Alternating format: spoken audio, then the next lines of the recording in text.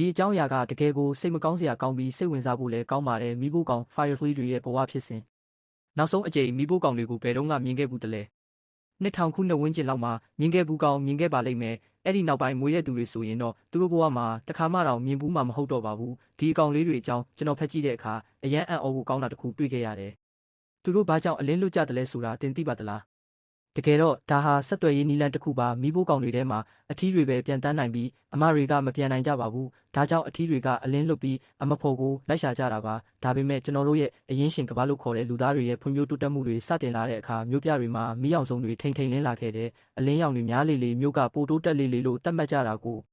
ပြဿနာကဘာလဲဆိုတော့မြို့ပြမီးရောင်တွေကြားမှာမီးပိုးကောင်လေးတွေရဲ့အလင်းဟာအရန်ကိုအားနည်းသွားခဲ့ပါတယ်ဒီအကောင်လေးတွေရဲ့ဘဝရည်မှန်းချက်ကမျိုးပွားဖို့တတ်ပါပဲ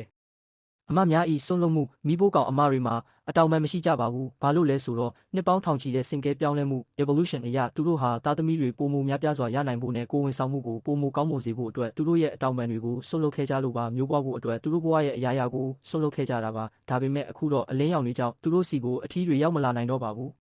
အတီးများကြီးခက်ခဲသောဘဝအထီးတွေကလည်းအမတွေလိုပဲဆွတ်လွတ်ကြရတာပါမိဖို့ကောင်အထီးတွေဟာမြေကြီးထဲမှာပိုးလောင်ဘဝနဲ့နှစ်လောက်နေထိုင်ကြရပါတယ်အဲ့ဒီအချိန်မှာသူတို့ဟာခန္ဓာကိုယ်ထဲမှာအစီတွေကိုအများကြီးတိုးလောင်ထားကြတယ်ဘာလို့လဲဆိုတော့နှစ်ပြည့်လို့ရုပ်တွင်ပြောင်းပြီးပြန်တန်းနိုင်တဲ့အလင်းလွတ်နိုင်တဲ့မိဖို့ကောင်ဘဝရောက်သွားတဲ့အခါသူတို့မှာရှင်တန်ဖို့9ရက်ကနေ21ရက်ထိပဲအချိန်ကျန်တော့လို့ပါအဆိုးဆုံးကတော့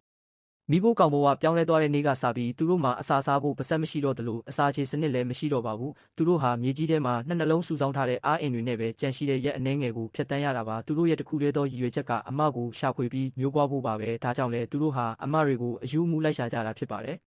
တကယ်တော့ဒါဟာတဘာဝတရားရဲ့လှပပေမဲ့ဝမ်းနည်းစရာကောင်းတဲ့ဖြစ်တည်မှုတစ်ခုပါပဲလူသားတွေရဲ့အလင်းရောင်တွေကသူတို့ရဲ့ချစ်ချင်းတင်ဒေတာတွေကိုဖုံးလွှမ်းပစ်လိုက်တယ်လို့ဖြစ်နေပါတယ်